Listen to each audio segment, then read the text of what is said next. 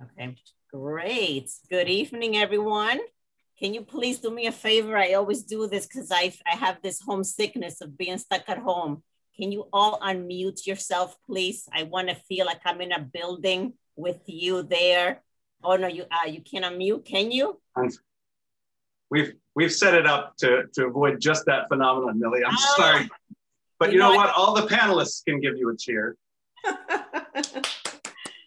Okay, well, oh man, I always like to hear the voices and the loudness. Well, just give me any hand gesture, everyone, for like a hello, whatever you want to do, everybody. We'll just keep it going for a couple of seconds because my team is keeping me from talking to you. It's not fair. Let me screen. I'm in page 2, page 3, page 4. We're going to talk about this later. All righty. Good. Thank you. Still speak out loud, even if I can't hear you. I can see your mouth and I can see your body language. So good evening, everyone again. For those of you that don't know me, my name is Millie Arbaje Thomas. I am the president and CEO of METCO headquarters. We are very excited to host you today.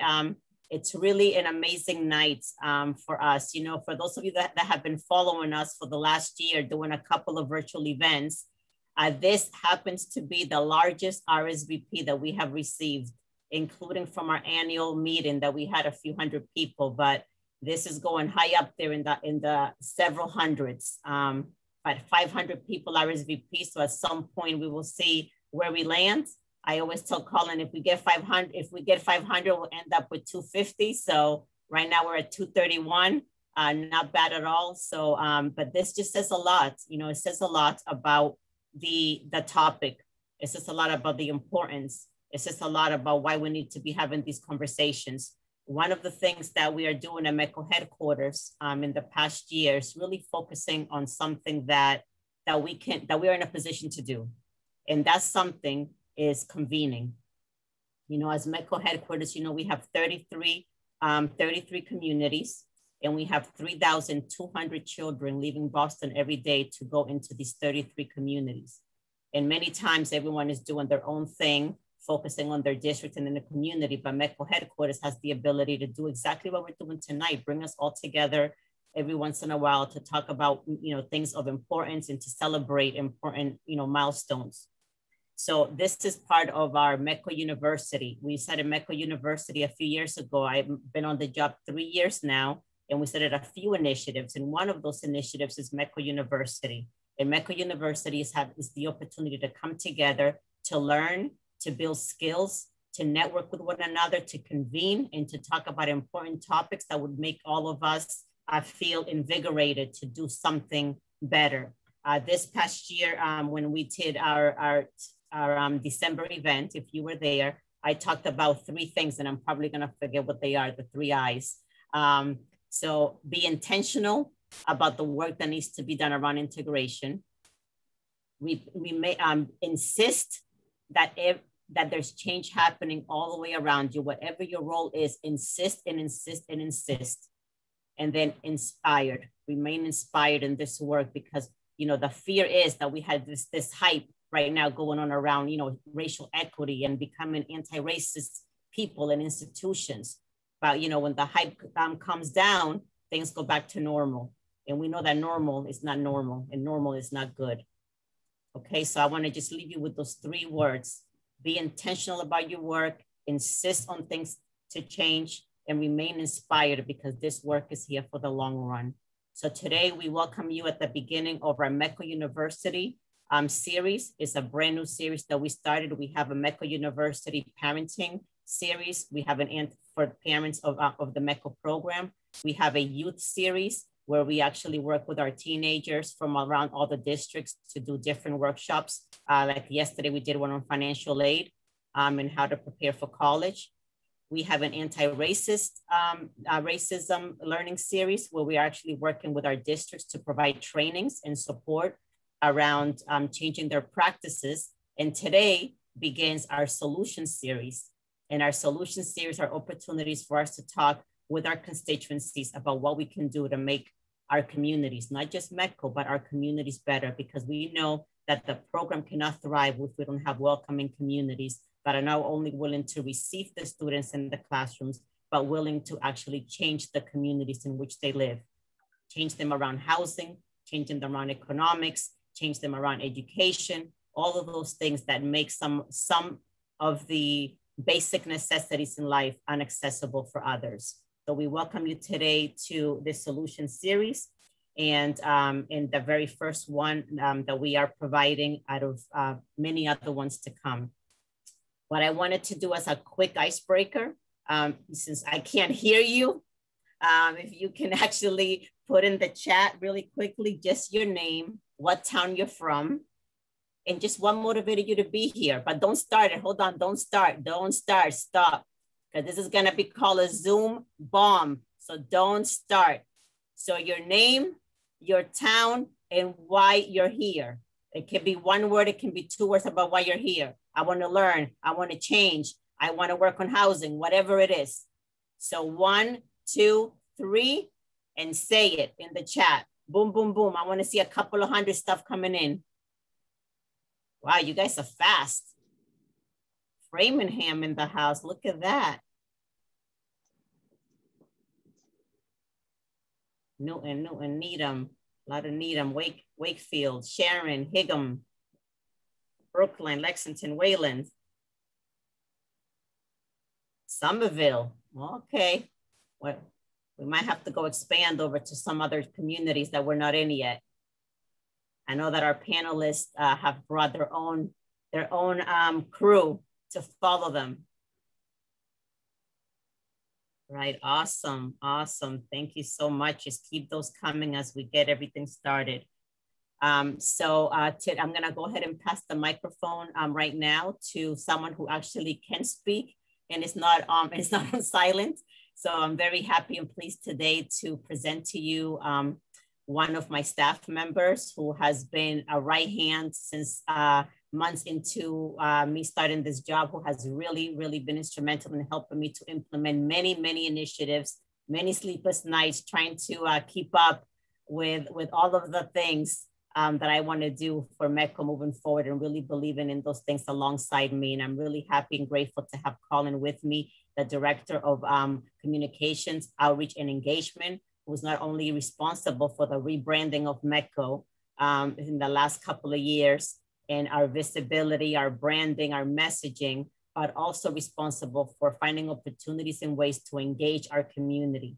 And like I said, you know, we have the METCO University, but we also have METCO Presents, which we'll talk about that a little later, to invite you to some theater events about race. And we have many other ways where we're engaging our community. And I know that he's very excited about today, because this was literally his baby. It was literally his baby. His baby was like, I really want to find ways to bring as many suburban communities together, because Millie, those are my peeps. Those are my people. I'm a suburban guy. I'm from Brookline. I'm a white male. And I know that I can work with my people to try to do something to really hold us all accountable and do better. And this was his first baby for Solution Series. And as you can see, we have people from everywhere, but the majority of people we have here today are from the suburbs. A few of the 100 RSVPs are from the suburbs, and rightfully so, because that is the people that we want to work with to really bring about change. So I'm very grateful to have Colin here, to have led this idea and this initiative, and to have gathered the people that are here today. And I also want to thank the rest of my team. We have, I think, the entire METCO headquarters here, about 13 of us. You will see that's with an asterisk in the chat, and we are at the very top of that so that you can see who's here. But I want to thank everybody. If the METCO staff, if you want to just wave really quickly, because I don't know, we don't have time to say everything and introduce everyone, but please wait for a little bit. Just wave, stay waving so people can see who it is. In this virtual world, when we don't have too much time, we have to be able to do introductions in different ways. So thank you, team, for being here. And thank you for all the tech support and behind the scenes to make this happen. And Colin, take it away. Thank you and welcome, everyone. Thank you, Millie. I'm so excited you're all here. I am, as Millie said, a dad in Brookline, and that's why I'm here. I grew up not realizing that I was living in a segregated society. And METCO is an important way to help people see that they might be living in a segregated society, that they don't know that already, like it was for me. it is, tonight is an opportunity to do something that hasn't been done in a while, which was actually a pretty fundamental part of how METCO got started, namely building coalitions across majority white suburbs. So I'm so excited. So many of you here tonight are members or leaders of racial justice organizations in METCO towns. Seeing a lot of that in the chat. So that's super exciting. And my partner tonight is an example of that, one of the co-founders of Families Organizing for Racial Justice in Newton. So I'm really excited to also say hello to Vanita Vijay Raghavan, because she has been instrumental in putting this panel together, and welcome, and we'll get started. Vanita. Well, we at Forge are delighted to work with Colin and Millie and METCO, and we welcomed Millie to Newton to present, to have a discussion with Families Organizing for Racial Justice soon after you started your post, and we look for many opportunities to collaborate and support the work. Forge is a Newton-based organization focused on building an anti-racist city together with families, schools, community members, and civic leaders through education, actions, and systemic reforms. We offer programs in the schools and the community across our 23 schools, parent-led, to enable residents to have open, proactive dialogue about how we confront racism and celebrate racial, cultural, and ethnic differences. And we've had lots of reach outs from neighboring towns asking, ways we can collaborate. And so this seemed like a perfect opportunity through METCO to really have a discussion across 30 towns that have a lot of similar kinds of issues to navigate. I'm delighted to introduce our panelists, starting with our moderator, Charlene Bay, who is Newton, local English teacher at Newton North High School, so my town, and then Gretchen Cook-Anderson from neighboring Needham. She's a board member for the Needham Diversity Initiative, and a highly active civic leader. Dania Myers, Wellesley High School junior, part of the METCO program, and David Scharfenberg, who's at the Boston Globe and authored the piece that hopefully many of you read on the level of segregation that we see in Massachusetts and that many people sort of don't think about, and don't think about it like it's in their hometown. And I will turn it over to Charlene now. All right, thank you so much. I just want to say thank you to Millie, to Vanita, and to Colin for putting this together. Thank you to Gretchen, Dania, and David for joining us on this panel. And I wanted to start off with a few things just to sort of frame the panel, talk a little bit about logistics, and then we'll jump into conversation, right? So the hope for this panel is it's a way to explore the ways segregation affects and shapes all of us, right? And the hope is that everyone leaves this panel thinking about the ways they're connected to systems of segregation, and everyone commits to taking action or continuing to take action, right? So if you're someone in the audience for whom segregation is something that happens somewhere else, right, we encourage you to think about the ways segregation is present in your own communities, has been present in your own communities historically. If you're someone who has been engaged in taking action, we're so glad that we can all work together. As Elise alluded to, right, we're at an inflection point right now. On a national level, hopefully as we're emerging from COVID, right, we have this new awareness of the racial and economic inequities present in America. And on a state level, here in Massachusetts, right, there's an open mayoral race in Boston for only the second time in nearly 40 years, coupled with statewide elections next year. So if we could channel that awareness into action, right, and really, really ask candidates, push them, right, to have substantive policies on the question, what are you going to do to address desegregation, right? That's sort of the hope of this panel. On a quick logistical note, right, the chat is open, so we encourage you, right, to add your thoughts, add your questions in the chat. There will be Q&A towards the end of the session as well. And it's just one of the wonderful things about Zoom is being able to have multiple conversations, right? Conversations alongside what we'll be talking about. All right, so For the first portion of the panel, we want to begin by taking a look at the state of segregation, integration, and inclusion in 2021, and hear from our panelists about what it's like to go to school in, live in, and work in both majority white communities and more inclusive communities, right? And we'll consider what, if anything, is working in terms of strategies for integration and consider the work that still needs to be done. So Dania, if you wouldn't mind, we're going to start with you. And we want to start by talking about METCO, right, which is one of the longest running models of voluntary school desegregation in the country. The program celebrated its 50th anniversary recently, right, which is both a testament to its strengths and also a potential wake-up call, right, or time to ask ourselves, why haven't we made further progress, right, as a state in integrating our schools and communities? So Dania, if you could, can you share with us some of what your experiences have been like? What are the benefits of attending Wellesley Public Schools, and what are the challenges? The challenges, one of the challenges is waking up very early for most sunrises. The bus ride is pretty long. And then after getting there, we have to wait a whole hour before starting our first class. I mean, that could be, that is good and bad at the same time because we're sitting doing nothing, or I can go get help on something I didn't finish the night before. One of the good things of going to Wellesley Public Schools is the people that support me, the teachers that know I can do it and know that I have the power to do it. The teachers that when I need help, I can go to. Just overall, people that I could go to for help. The friendships that I've built are really good, really good.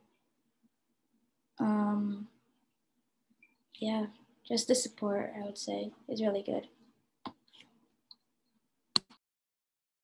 All right, thank you, Dania. I do wonder, I think you presented a lot about sort of the benefits, and you talked a little bit about some of the early morning challenges, and I'm wondering if there are any other challenges you might want to speak to. Certainly I know as a teacher at Newton North, right, students in the METCO program at Newton have talked about, in addition to that outright, the early sunrise, having to wake up, and then the hour waiting time, there are probably additional things that you may have encountered. The additional things that I may have encountered, the fact that we do wake up early, we may not have time to eat, but the good thing is that at school they do provide breakfast, and if we are more hungry, they provide more. One thing that I've also encountered is if you're bored, it's a way to research and inform and bring knowledge to yourself for the next class. So what I do in the morning for an hour is I either finish the homework I didn't do, read up on like the syllabuses we have, or get extra help. So I don't just say, don't really do anything, just get help and be active. All right, thank you so much for sharing that. Gretchen, if we could turn to you and have you talk about you and your family's experiences living in Needham. It's a community that is 83% non-Hispanic white, 9% Asian AAPI, 3% Black African-American, and 3% Hispanic Latino. To what extent have you found Needham, to be inclusive? Okay, Thank you, Charlene, and thank you, Dania. I enjoyed listening to Dania's comments. So we are a family of 5. We have 3 children, 2 boys who are now in college, but who started off in Needham Public Schools when we first moved here almost 7 years ago. We're just a few months away from our 7th anniversary in Massachusetts and in Needham. And we have a daughter who is in the 10th grade now, but she is now at an independent school. We did switch her. And there's reasons behind that having to do with inclusion. It's interesting because our children had previously attended schools that were highly racially integrated, where we moved from. We lived in 2 other areas where our children had gone to school, in the Washington, D.C. area, specifically Silver Spring, Maryland, and in Oak Park, Illinois. And these are both very integrated suburbs. And so the schools were as integrated as the towns were. And so for us moving to Needham, we moved to Needham for the same reasons that most families would move to any community. Safe streets, great schools, family-friendly community was all the good stuff that we'd heard. And so we moved to the town because of that. Even in knowing about the racial demographics. So we came in with our eyes wide open from that perspective. But I think overall we were early on. I know there have been some things that have changed in Needham schools in the years since, so I do want to say that. But when we arrived, we felt that there was an overall lack of inclusion in general, and with regard to there being more inclusive curriculum. Black History Month was not celebrated in any kind of way, nor were other kind of cause months, so to speak, that around different racial and ethnic heritage. We also found, and one of the reasons why we ultimately moved our daughter in particular, we found that in the 6th grade that children were separated by academic clusters, which is the traditional system in Needham middle schools. But what we discovered when she was just beginning 6th grade was that all of the students who were marked, if you will, or who were assumed to be of African descent, who were assumed to be Black, were all assigned to the same academic cluster. And that this was all kind of at the time being done under the radar of parents, of the school community. We were told when we discovered it that it was because of the hope that these students would not feel racially isolated. However, there were a whole series of troubling factors around that, especially when parents are not aware of a practice that had been ongoing for, at that time, about a decade, that other parents had tried to address unsuccessfully.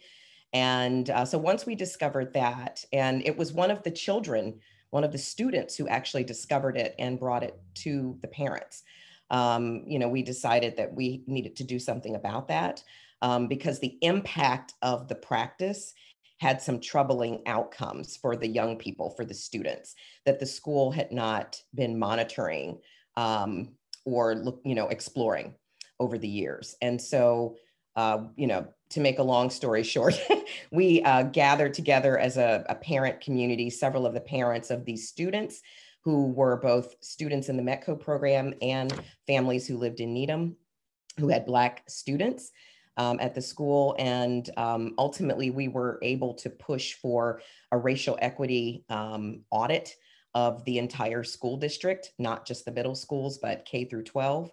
And a report that came from that can be found on Needham School's website. And the school district has been doing a lot of work since then in the aftermath of that. So I guess we kind of walked in and I guess started making good trouble right away after we discovered that. I'm the daughter of a teacher, a longtime educator who retired a couple of years ago. And she was always someone who modeled that for my siblings and myself, that if you saw something that was wrong, you had to do something about it. And I think she's on here tonight too, but that was really at the heart of why we pushed for change even after deciding to have our children go elsewhere to school, to independent schools. And we were fortunate that we were able to do that. But that was, the impetus for us doing that. But I remained active in the Needham Public Schools even after doing that, because I knew that I care about other people's children as well. And I want other people's children to also have equitable experience as well. So I just wanted to share that. Thank you. Thank you so much for sharing that, Gretchen. It's on the one hand a powerful story of the kind of change that can be made, right? And a troubling story, and potentially one that, is one among many. David, we're going to ask you a little bit about your experiences. So you grew up in Boston and attended the Boston Public Schools. How do you think that experience of diversity affected your education? Thank you, and thanks for having me on the panel. Yes, I grew up in Dorchester. I went to the Boston Public Schools. This was in like the 80s and 90s, so kind of in the wake of busing. My experience, I think I would say, spoke to both the kind of difficulty and the gain of integration. I think integration can be difficult, both in whether it's in schooling and neighborhoods and such, but ultimately for me at least was a pretty important experience in my life. So I'd say in the lower grades of Boston Public Schools, there was a really racially integrated friendship networks, and that started to change as we got older. I went to Boston Latin School, and there was a lot of sort of self-segregation, I guess you'd say, there. Things changed. There were some racial tensions that would later surface with the Black at BLS campaign that you folks might remember from a few years ago, where some of the Black students at BLS spoke out about their experience. That certainly was happening when I was there, not in the social media era, so it didn't get as much attention perhaps. But, and I think even despite all that, I think for me to have exposure to different cultures, to have a real firsthand sense for people who came from different economic backgrounds, very much shaped my view of the world and enriched my education. I mean, I think I remember those experiences more than I remember any Latin class or algebra class. That's kind of what really sticks with you and shapes you in the long run. And so I think my takeaway from that would be the value of integration, even in the face of difficulty. Thank you very much. Before we shift gears a little bit, I do want to just sort of add a little bit and talk a little bit about sort of the experiences of Asian American APA families in suburban communities. I think sometimes there is a tendency, right, to sort of think about Asian American families in suburban communities, right, as sort of the families who add diversity and have somehow, quote unquote, made it, right? That sometimes there's a linking together of white and APA families. And I would just encourage us to kind of think about the sorts of challenges that APA families navigate in these suburban communities.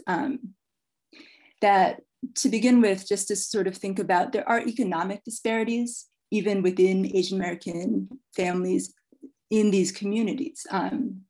I know certainly there are APA alum from Newton North who will come back and sort of talk about, I didn't grow up in as high a socioeconomic bracket as a lot of my friends. And it was really difficult to sort of talk about that, right? And sometimes the assumption is that APA families are all sort of the high achieving students, a higher socioeconomic bracket as well. So I think it's worth keeping in mind that there is this economic diversity or disparity. Another thing just to sort of put out there, right, is the damaging effect of the model minority myth, right? This idea that Asian Americans are high achieving, high performing, that pressure is an immense one on AAPI students. And, students often talk about feeling that pressure to live up to that, right, is really challenging. Students will sometimes talk about going for extra help somewhere in a class, right? And teachers may not spend as much time with them, right? Or may sort of be like, here, why don't you work together in this group? Because of this sort of sense of, you probably have it handled. It's also worth kind of considering the mental health challenges that many Asian American students face. That there are statistics that sort of say US born Asian American women have sort of a higher lifetime rate of suicidal thoughts than the general population. And that for Asian Americans aged 20 to 24, suicide is the leading cause of death, with sort of 33%. So I think those are things sort of worth considering. And then the final thing I would throw out there is, right, certainly in 2020 to 2021, I think a lot of Asian Americans are realizing, right, that these places they call home may not necessarily feel like home, with this sort of uptick in anti-Asian American violence and racism that, again, students in Newton have talked about. I'll be walking somewhere with my siblings, right? And somebody will drive by, they'll say something racist, right? Or somebody will cough. And so I think, right, these are tendencies that have always been present historically, and that the pandemic has really brought these to the fore, right? So it's kind of worth thinking about for Asian American families, right? The sense of, well, they're living in these suburban communities, right? But to what extent are they fully part of those communities? All right, we're gonna shift a little bit now. We're gonna think about context and causes, and then we'll have opportunities to have even more open conversation. So we'll be considering, right, how did we get here? Or maybe more accurately, why are we still having conversations about segregation, about desegregation in 2021, right, that maybe aren't that materially different from conversations 50 years ago? So I think we're gonna ask Liam, I believe he has some fancy visuals for us.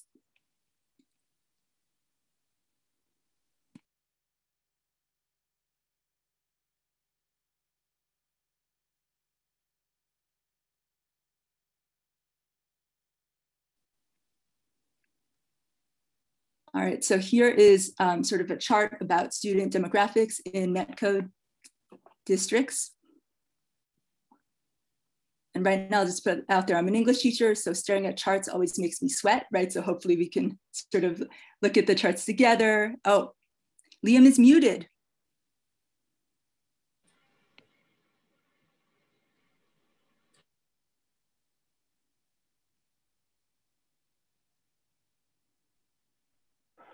Hi, sorry about that. It didn't let me mute initially. So I think you were doing a perfect job.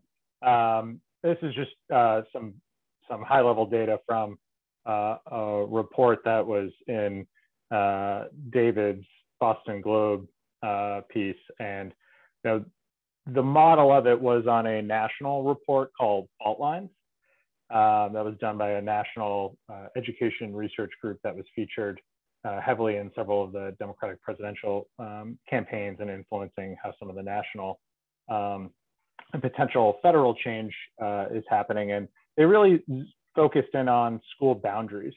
And so I'm a Needham native, and the Needham-Boston border is not the longest border. Obviously, there's other people here whose districts share a larger border with Boston, but still it is pretty stark to consider just a couple streets over or a couple hundred yards has such a big difference in the share of economically disadvantaged students in a system.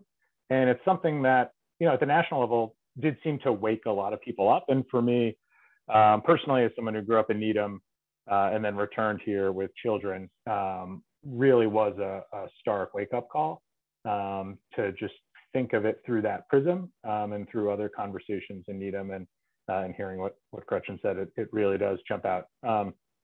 So it looks like on the screen now is a slide just with some high-level data from the Department of Elementary and Secondary Education's website using their data on student demographics from some select METCO METCO districts with the share. And so the prior slide showed economically disadvantaged at 58% in Boston, and a border community, Needham, at 5%, similar in Wellesley and several other communities.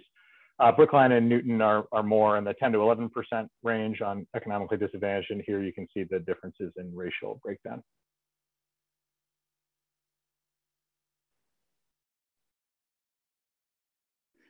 All right, thank you very much. It's not a Zoom meeting until somebody is muted who shouldn't be, right, or somebody unmutes who shouldn't unmute. So, and also thank you, Liam, for saving me from having to interpret that data in real time. So what we're gonna ask David to do is talk a little bit about, right, your piece in the Globe compiled this data that was very striking in ways that the data we just saw showed us.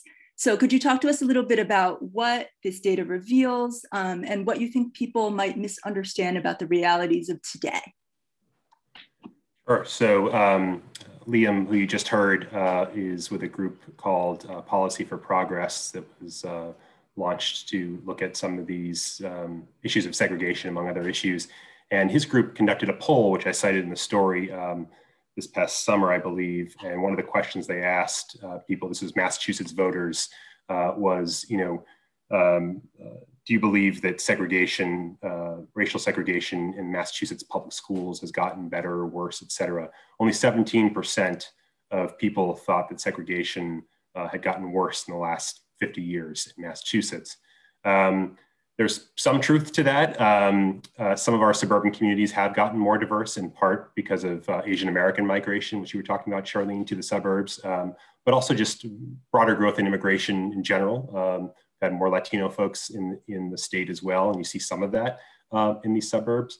But these communities, by any measure, are still highly segregated. We're talking, 84, 85, 90% white communities in some of these most affluent towns around Boston. And meanwhile, some of the number of schools that are intensely segregated, non-white intensely segregated schools, meaning 90% or more of the students in these schools are students of color, has grown by more than a third in just the last decade alone. So we're seeing growing racial isolation for students of color all over the state. And it's happening in places that the sort of geography of this has shifted. We're not just talking about greater Boston, Boston and the immediate communities. It's sort of migrated out across the state. I write in the story some about Lynn, for instance, which used to be one of the most racially integrated school systems in the state, and has grown highly segregated just in the last 10, 20 years.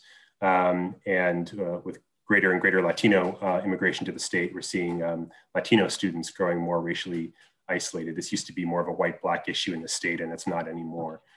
So I think those are some of the kind of high-level pieces that, as the polling suggests, people don't quite understand. And then there's just the question of geography.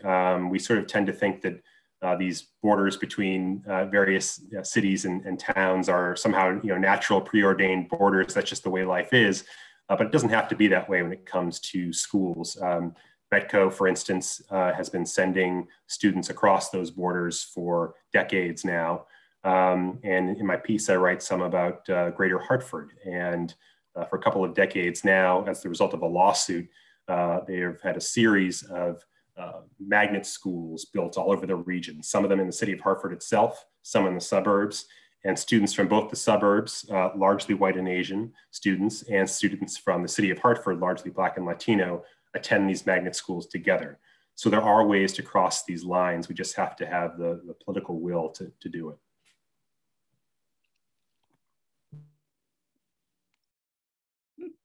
All right, thank you, David. Dania and Gretchen, could you speak a little bit about what you connect with, what resonates from what David's shared with us, or what you might want to add?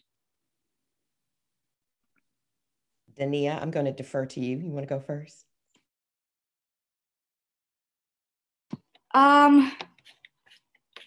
What was on the screen? I believe that We are very diversified with Wellesley and Boston students. And I believe that with all of us helping, we could change. We could change the diversification. We could come together and be one and be united as one. So. Thank you, Dania. I love her inspirational tone. I'll share that, like when my family first arrived, you can probably imagine being me walking down Highland Avenue in Needham. At the time, 7 years ago, I would say I actually would have a knee-jerk reaction with my neck, actually, if I actually saw another Black person walking in public at the same time I was. I don't feel that way as much these days, that there have families of color, and I mean families across the spectrum of racial identity, who have moved to the town in the last 7 years. I can see it visually. I can visually pick up on that, but then also the most recent census data tells us that too. I know what the census data looked like when we got here, and I know what I've seen the most recent census data. So there has been some change, but I get concerned that when I think about METCO, which of course was put into place to serve a really good purpose, but I think, I'm sure somebody can correct me if I'm wrong, but I believe that when METCO was first created, it was created to be a temporary organization at the time, because the thought was, and I'm not trying to say that it shouldn't exist at all, but I believe that when it was first put in place, it was put in place to be a temporary organization until certain changes could be made in suburban communities, so that those communities would be more racially integrated, and therefore the schools would be more racially integrated, and therefore an organization like that serving its particular purpose would no longer have a need to exist. So I do find it interesting that over 50 years later, I don't know that the conditions under which METCO was created have dissipated at all. I really do wonder. I mean, I wasn't here 50 plus years ago when the organization first began, but I've done a lot of reading and research and, looking at old articles and so forth. And it just doesn't appear that the integration issues in the suburban communities have changed that much. The markers haven't changed that much. Even it's been very, very, very small change, very little change over the years. And so I wonder about that. And I wonder that by having an organization like METCO that did the overall metro area, the community, the city and the suburbs lose its urgency to make the changes so that the communities are more racially integrated anyway. So I just wonder about that. And I know that there are other communities other urban, suburban partner districts over the years that have seen, I believe, greater success in doing this. I would suggest taking a look at Oak Park, Illinois, where we lived for a while. Oak Park in 1972 actually made some major changes. Their housing authority made some major changes in order to encourage racial integration in the town, which then, of course, led to racial integration in the schools. And it was a bold step at the time. It wasn't always popular at the time, but now it's a mainstay. These are mainstay policies there that have continued to allow that integration. Columbia, Maryland, in Howard County, Maryland is another community. Valencia, California. I mean, there's a number of communities around that have seen, I think, between the urban and suburban schools have seen greater success in racial integration. So I just wonder about urgency. And I just wonder if indeed the suburban communities want more racial integration, you know, because generally when somebody wants something, you find a way to get it. You find a way to make it happen if it's something you truly want. So I do wonder if we should be looking introspectively as suburban communities at who we are and what we truly want. And are we asking ourselves, you know, what we should be doing actively and proactively if indeed we want to see further racial integration. So that is something that I just wanted to kind of put out there. I'm a child of integration myself. I grew up partially in just outside of Atlanta in the 70s when the 1954 Brown versus Board of Education had not been enforced in a lot of Georgia communities. And so, you know, some of us were some of those kids that, you know, were the very handful of children who were in some of those schools when the enforcement policies were being put through. And so I know what it's like to be Dania, even though Dania's situation is, you know, it was certainly, I assume on her part, voluntary by her family. And so, but I liked, I'm just saying that because I do empathize, Dania, with many of the things that you probably have experienced that I experienced in part as a child. But I just wonder if the urgency is there. And so I ask us all to question that.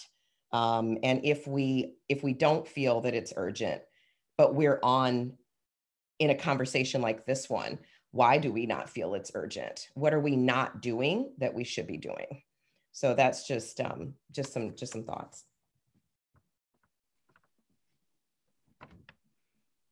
Thank you so much, Gretchen. And I think that's a perfect transition to our next question, right? So to inject some of that urgency, can we talk about what are the benefits for all children of having diverse communities?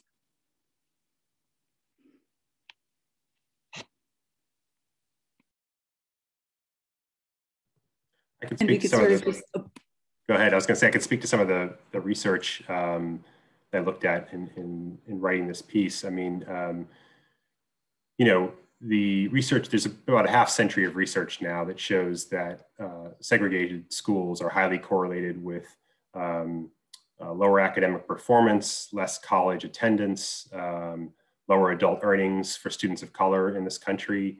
It's kind of beyond dispute now that is the case. There's lots of reasons for that. There are, you know, better resourced schools in some of these better off communities. And it's also just difficult if you have a lot of low-income students in one school to account for that. And then on the other side, there's lots of benefits to integration in terms of you know, creativity and thinking, understanding of other cultures, creating the kind of folks that companies increasingly want these days to employ, people who can navigate different cultures and relate to different people. So there's a pretty good research base now for integration and its value for students, be they white, Black, Latino, Asian American, et cetera. So I think that's pretty solid. And again, it's just a matter of kind of political will. Thank you, David. I think actually, I'm not as fast at reading the chat as Millie is, but I think Millie wants to speak to something that you said, Gretchen. So Millie, if you would like.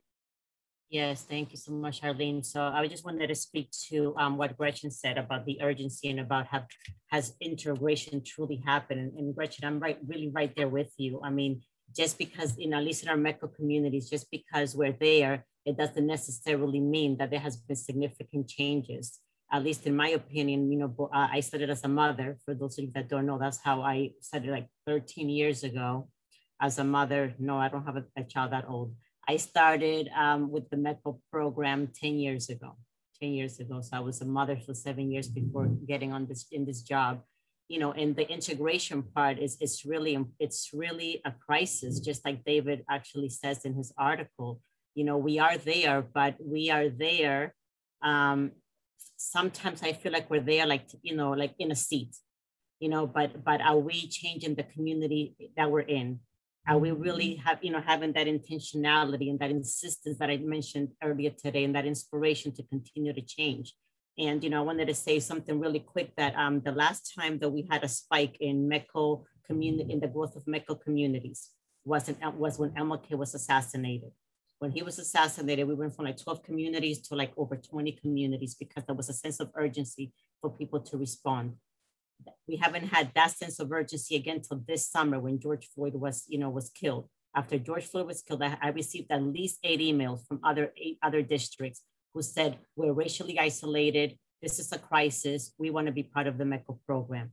So that's another discussion that we're looking to get into. But I don't want us to start getting more METCO districts if they don't do some work beforehand. And I think that's what's actually missing, in the METCO program right now. And I think that's, there's been a sense of urgency that I've seen, at least in our METCO leadership. After this happened, we took a statement of solidarity this past summer. We came together, we said, we can do better, we will do better. Districts started to actually adopt the anti-racist resolutions, all of our METCO districts. There were new positions started for DEI directors in a lot of our towns.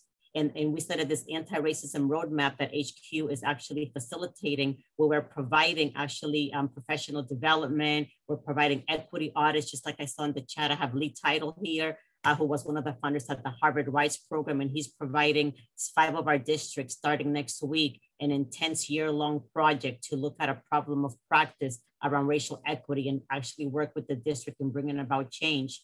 We have Natick, who did an equity audit with one of our partners. We have Marblehead and Linfield right now, who just take on a journey of what it means to become a racialized human being and what does that mean in your practice. So I think that's the intentionality that we have to continue to work on, and we can't just be there and just accept the kids in the classroom. Someone mentioned here, is everybody saying that they're a METCO student? And that is part of the METCO goal that we have. The METCO's kids are not just the Boston kids. You are participating in a METCO program. You are a METCO student. You are a METCO district. And when people begin to accept that belief, they're going to begin to look at things differently. But it's not only about how our students are being treated and received. If we're really talking about being anti-racist education institutions, we got to look at our hiring practices. We have to look at our curriculum. We have to look at our discipline practices. And those are the things, Gretchen, that I want to see happen in every single METCO community. There's something to be said about being a METCO district. You're a METCO district because you made a voluntary commitment to accept integration. And you can't just sit there and accept the kids and count the number and not do something and some real introspection into yourself, into your practices, into your decisions, and really begin to bring about change. We have our first 2 Black male superintendents coming in July 1, Brookline and Wayland. These are steps. These are steps, the resolutions, the school committees coming to a lot of our events, really wanting to see what they can do. We have, our elected officials who are supporting, the work of METCO and having given us a decrease in the last 3 years, which is a big deal. We were at a point where things were going down and now we're going up. And really trying to use those dollars to really bring about some change around professional development and curriculum and hiring. So I think we have a lot of work to do. I think for 55 years, next week is our 50-year anniversary for METCO. And for 55 years, we've existed. And I think now we need to transform. And I really hope that all of you guys here can help us in really pushing your districts to really make a difference and to really be intentional about every decision that gets made, because it's not for our METCO students from Boston, it's for all students. Every single student deserves an anti-racist education, because these are the kids that are going to be voting later. These are the kids that are going to be hiring. These are the kids that are going to be making decisions about what they allow in their neighborhood. And we can't lose this opportunity. So I really hope that the METCO districts that are here today are going to really take that on to a next level. And I'm telling you, I'm seeing it. I'm in the front line, and the districts are coming ahead and they're saying, I want to do better, and they're making decisions. But I think this is a new day. It's a new day. Thank you for letting me share that. Thank you so much, Millie. And that is a perfect transition to our final question, right, which is to sort of think about solutions. And you've already offered us a beginning list of really important solutions. So I invite the panelists, speak as the spirit moves you. What other sorts of solutions should we be thinking about?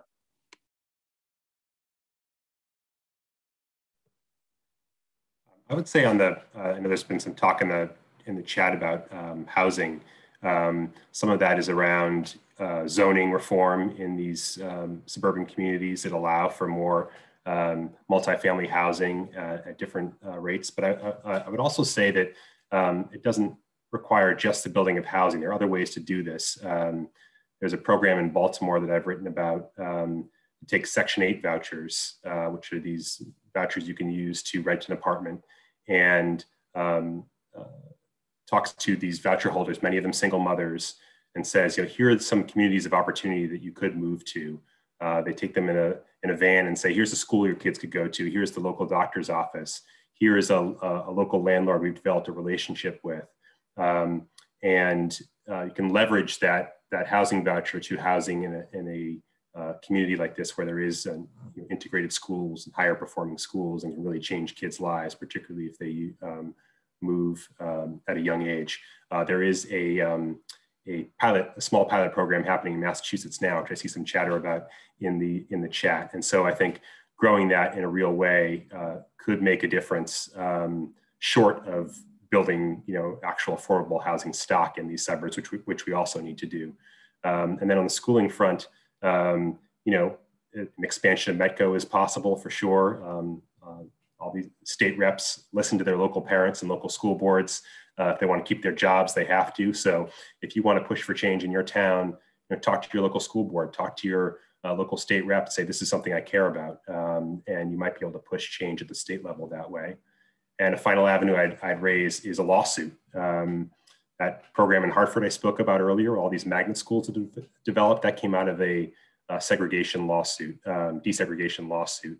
This state is absolutely ripe for that kind of thing. If there are people listening to this who want to fund a lawsuit that could push real change, that is another way to approach this, particularly if change in Beacon Hill is too slow.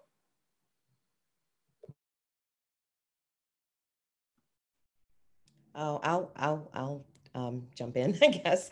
Thank you, David. And David, I just wanted to piggyback off of what you were saying, because I went to high school in Columbia, Maryland, which is in Howard County, Maryland. And Columbia, Maryland was essentially an invented city. It now has city status, but it was an invented city. It was a gentleman named James Rouse, who was a very wealthy land developer, but who was also very much believed in racial integration. And back in the late 60s, and he went out into Howard County, Maryland, and he bought up thousands of acres of farmland, and he literally created a city from whole cloth. And he decided that, and he knew, after talking with a lot of folks about racial integration, he knew that one of the ways to truly make racial integration happen in this new city that he'd created called Columbia, they were going to have to do some innovative things around housing, around real estate, and how homes were bought and sold, so that there were not clusters of folks around race, for example, like racial clusters.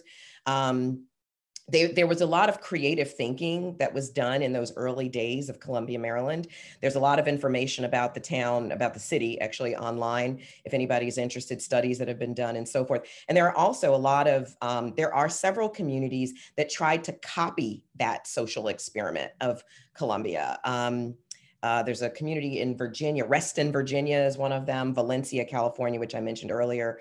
And then again, Oak Park, Illinois had some symmetries to what was done, but it was more so that James Rouse went out there and created a brand new city. Now, I know that we don't have the ability to do that, but we can look at some of the practices that they put in place and some of the programs and policies that they put in place that actually did fuel racial integration in that area. And he wanted it to be a utopia, which I believe is what the word Columbia means, if I remember correctly. And so though no community is a true utopia, but I think the goal was that they really wanted to get as close as they possibly could to true racial integration there.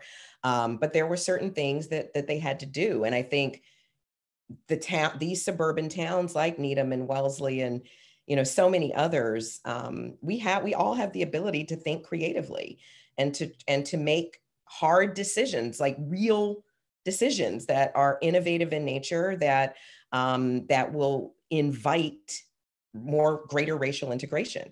But I think we all have to, again, we have to want it, number one. We have to know why we want it so that we can make the case for it with our neighbors and our policymakers.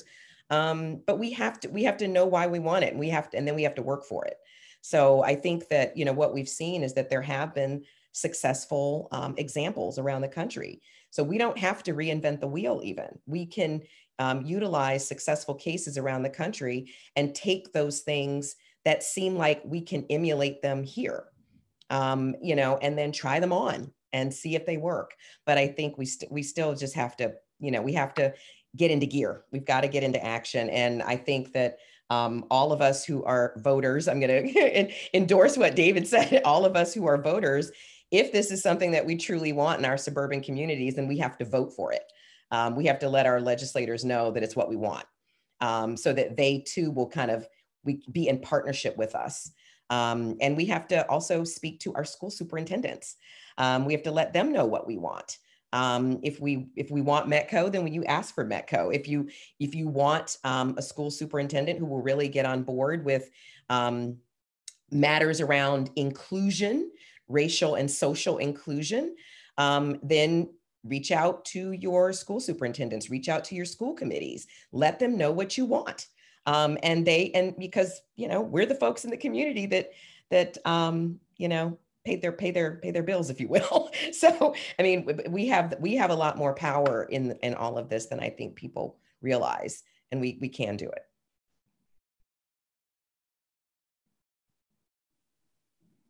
Thank you. Charlene, I'm going to just say something real quick. I see a very important person here, very important guest that arrived a little while ago, Senator Jason Lewis, who represents 3 of our towns, Reading, Malden, and Melrose. But more importantly, he is the chair of education and really responsible for putting our line item through, along with our 2 champions at the State House, and ensuring that METCO gets the funding that it needs. And I see, Senator Lewis here. I don't know if he has anything he wants to say or contribute to this conversation. I see a lot of things in the chat about holding districts to a certain level of accountability. Is there, are there some things that the districts have to abide to in order to become a METCO districts?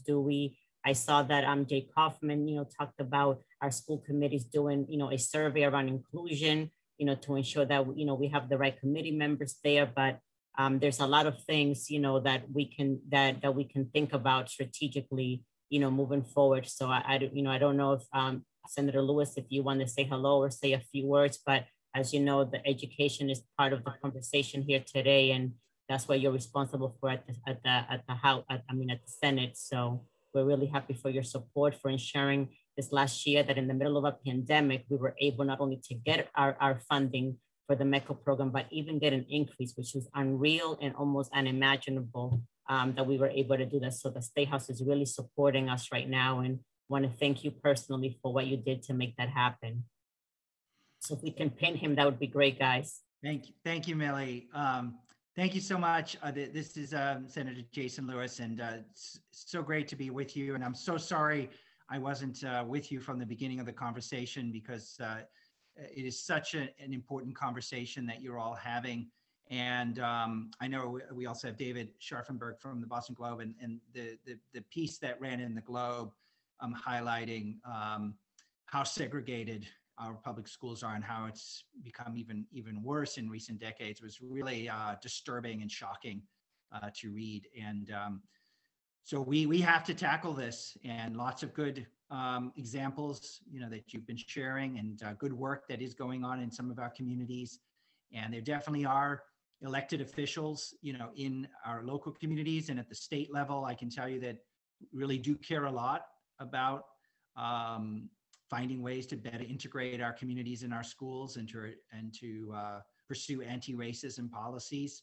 And we have to seize the momentum. We did seize it with police reform and accountability last session, and we need to do the same in the months and years ahead, around housing, education, healthcare disparities, environmental justice. So we've got our work cut out for us, but really looking forward to, I know many of you, and look forward to working together in this legislative session. And thank you so much for the work that you're all doing. It's critically important for our students. Thank you so much, Senator Lewis. I think we have time for a little Q&A. So Dania, we're going to start with you. And first I'm going to invite you. I saw a lot of nodding while we were talking about solutions. So I'm wondering if there's anything you'd like to add to that. And then there's a question from the audience for you, asking you to talk a little bit about how much you've made connections with the majority white student populations in the schools you've attended. So about the first question, what was it? I believe that like when the pandemic lets up, hopefully soon, that we should have social events and like bring the suburban people and show them where we live. Like we go out there, they should come here. We should connect, do social events, sit down over some brunch, since we're on Zoom, but over some brunch and talk if we want things to be done, if we want things to change. Yeah, it takes time. Yes, it takes a lot of time, but it's been 55 years. So how about now? And the second question, I would say I don't have a lot of white friends. Actually don't really have any. But I do call them my acquaintances. We work well together in school projects. We work well in like at lunch. Like I call them my school friends. But my best friends, we are minorities. So my best friend Kira, she's Asian as well. And my best friend Neymar, she's Puerto Rican. And I'm Black. So those are the people that I call on. Those are the people that I go over their houses. We talk every day. But overall, they care about me. So do my family. But yeah, I don't have a lot of white friends. We are social at school. We are talk day to day. Oh, is there homework? Yeah, there is. Just like on checking up if there's homework, just seeing if things need to be done in class. But outside of school, I don't really have any white friends. Thank you so much for the thoughtfulness and the honesty of your answers. And hopefully, yeah, let's make those right Zoom brunches happen where we can connect with each other. So final question is a question about audits, right? If we already have this data, why have more auditing? To see where resources should go, just to confirm the problem. Any thoughts on that? Hi, did you mean like equity audits of a school district? I believe so, yes. So I can speak to the audit process that we went through for Needham Public Schools. Yeah, and I think I saw a few questions in the chat earlier on when this was mentioned, but you know, in our case, we had to make the case for this kind of years-long practice that Needham schools had been doing around assigning Black students to the same academic cluster. And then from that practice emerged additional questions for us as a parent group about, well, what has the impact of this practice been on our children over the years? Have the schools been monitoring the impacts of the practice? Do we know for sure that the practice is actually helpful? Have there been surveys done of the kids? Have there been, any kind of conversations with the children about whether or not this practice is beneficial? And or are there aspects of it that are troubling for the kids? For some of the children we spoke to at the time, there were actually some troubling effects of that were not necessarily apparent to the school administration. And so we took all of this to them, and we asked that either A, the practice be stopped altogether, unless a family wanted to voluntarily have their child be part of something like that, or B, bring it back into the light, instead of it being sort of a practice that was underground, if you will, or kind of was not being shared or communicated with the school community, nor to the parents. So just so that you're aware, the parents were not aware of the practice either until it was discovered, so to speak.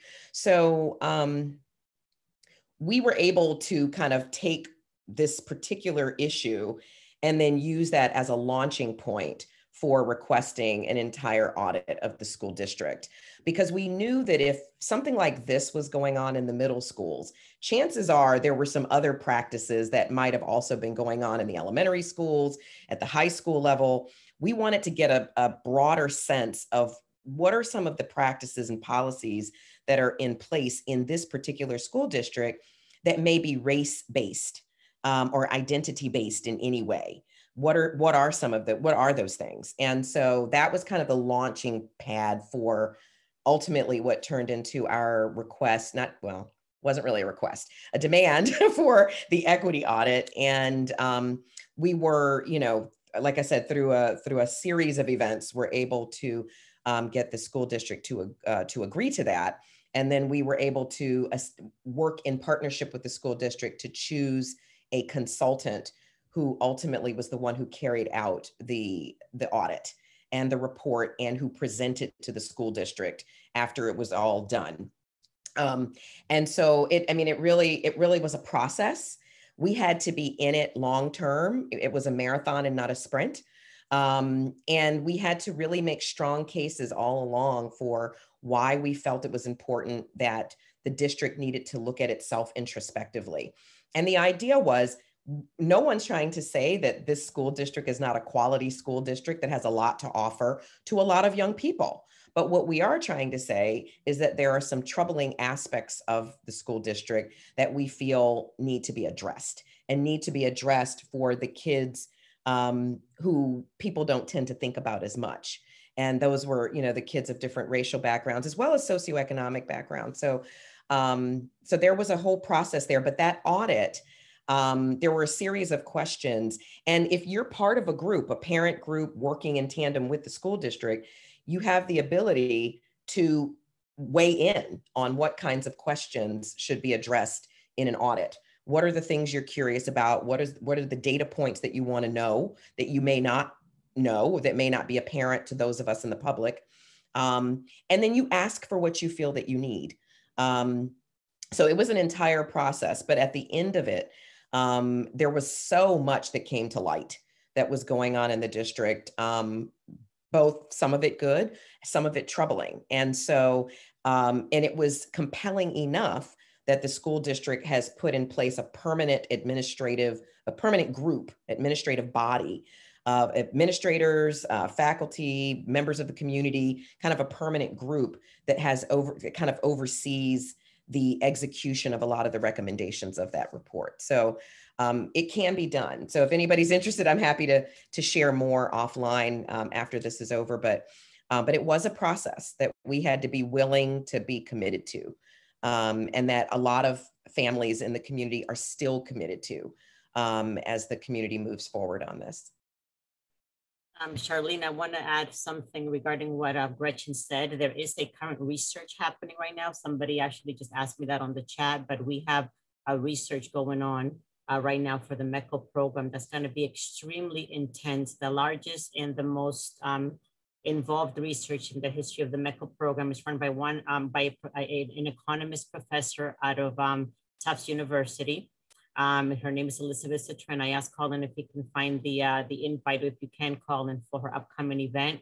But she is researching the impact of the METCO program in METCO communities in comparison to those communities that do not participate in the METCO program. She's looking at MCAS data. There's a question there in the MCAS about inclusion and how people feel, and she is comparing that answer to non-participating METCO districts. She is looking at interracial marriages of the alumni of the METCO program. She's looking at housing selections and where they tend to go and move when they become adults. She's looking at voting practices and also at income, career choices. This has never been done before. So very slowly, we are going to be releasing that data as she finishes parts of it, because it is a very extensive research. The Boston Foundation was funding it along with a federal grant that she received to really do some intensity at looking at this. And in terms of the audits that Gretchen was talking about, if anybody here is a METCO district, we are working with this program called Beloved Community to get equity audits done for free at all of our METCO communities as a starting point, so that you can then get your own consultant later and do it deeper. But we do have, we are working with a community, and we are offering it to all of our towns. So if you work in any of those towns and you haven't done it and you can push for that, I mean, that's one of my goals, is to ensure that every single METCO district starts off with an audit around equity. You should be able to look internally at what you need to do, and we fund the resource to get it done for free. But not everybody is jumping in that opportunity. So if you are at a district and you can push for that, you can get a starting point by one of our partnerships.